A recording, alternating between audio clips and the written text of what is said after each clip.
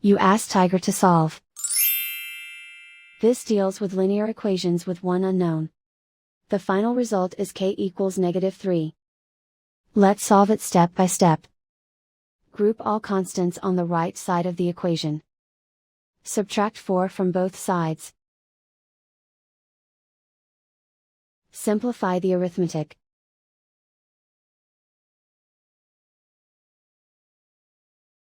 Isolate the k. Divide both sides by 4. Simplify the fraction.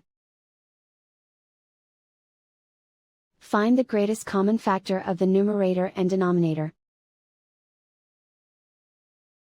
Factor out and cancel the greatest common factor. And so the final result is k equals -3.